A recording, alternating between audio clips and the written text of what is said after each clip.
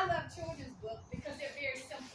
So that if you don't really have the time to really go into a long novel, you can read a wonderful children's book and get some great facts about things that are monumental.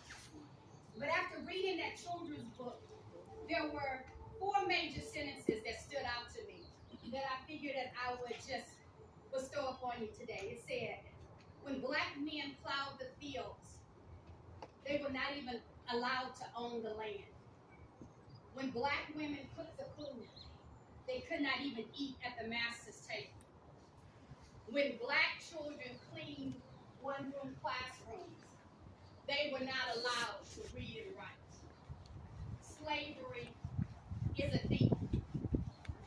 But slavery ended January 1st, 1863.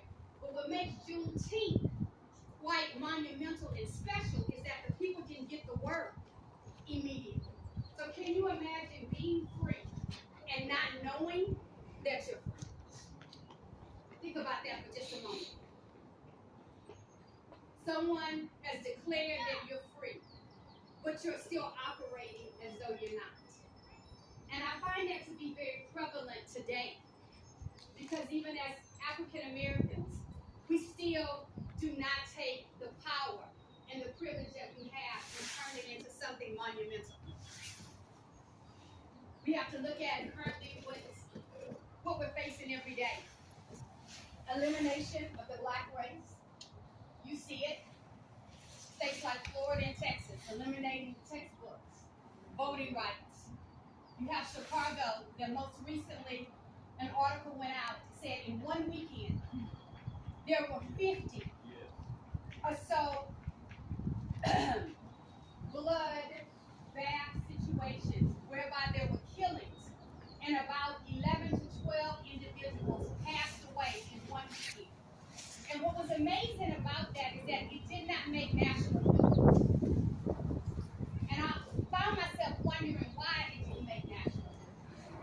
And the reason why it didn't make national news is because it's black people. It's black people.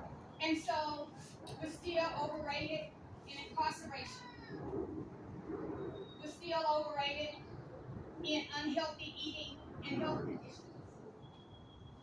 Research says that we're still behind in educational standards.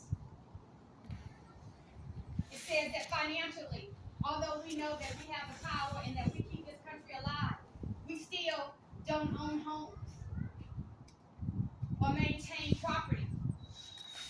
All the things that people were fighting for and didn't even know that they were free to have. So what is our excuse?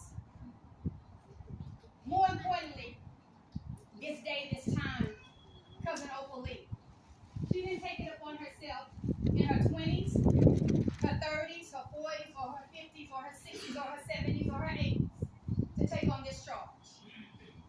She waited into her seasoned years to walk miles after mile after mile after mile after mile.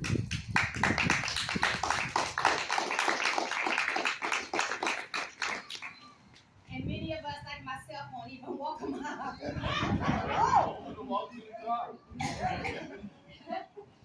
And so, but it wasn't just about having been made free. It was that she wanted to make history. She wanted it to be not only just a time where we sit down and we eat and we fellowship and we have some barbecue, some chicken, some watermelon, some red juice as they talked about in this children's book. But can you imagine that we are descendants of someone that actually made history? Amen.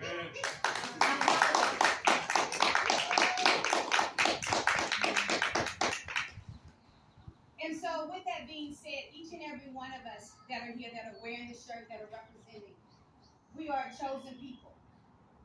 Although many of us enjoys the convenience of freedom, Cousin Opal Lee made it known by walking relentlessly, not in her youth, but in her seasoned years. So what excuse do we have?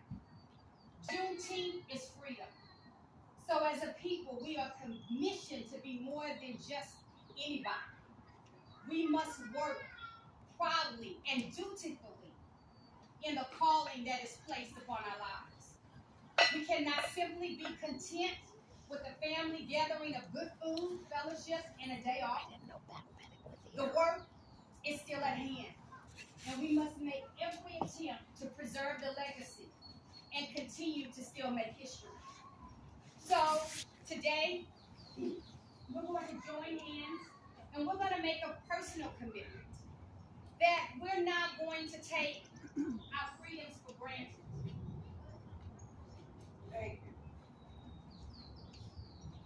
We can get in our cars. We can drive pretty much anywhere we want to go. We can drink out of water fountains. We can now go into public restrooms and they don't say for colors only. We can worship wherever we desire, whether we're Pentecostal, Baptist, Catholic, Methodist. You can pretty much choose whatever college or university you want to attend, whether it's an HBCU, a private institution, or a community college. You're eligible to play pretty much whatever sport you desire, and no doubt, we still know that there are injustices that exist. Because as black people, we have to understand that the original plan was not that we would succeed. That's right. That was never the intent. So they thought that by putting us in slavery, that it would forbid us the right. And we still, what? Made it happen. So now the attempt is simply just to eliminate us. That's the end goal. That's the end goal. It's to simply eliminate. To wipe you out. So everything is about taking something from you to make things more difficult for you. The stakes are even higher. And so in knowing that, we have to be smarter and much wiser in our attempts, in the things that we say and the things that we do. I know for me, I have the luxury of working either from home or to go into the office. But I remember a time when I probably would not have had a job.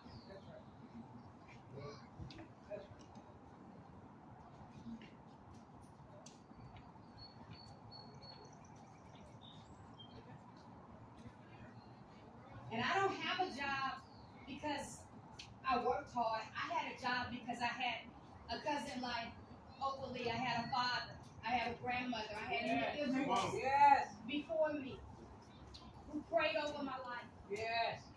Who instilled values. Yes. Who didn't ask me to do things. Who told me that I better do it. Yes. I better get in line. This is not about you. You're not entitled. This is what I say do, and this is what you're going to. And as a result, God has continued to provide, restore. Look at us now. We have children, our own children, who are college graduates, who have their own jobs, who have their own businesses, who are ministers, business owners, restaurant owners, head of organizations. And that is because someone invested in us. So at this time, let's stand and grab the person's hand to the left or to your right. Maggie, come here. Make the circle as wide as you can.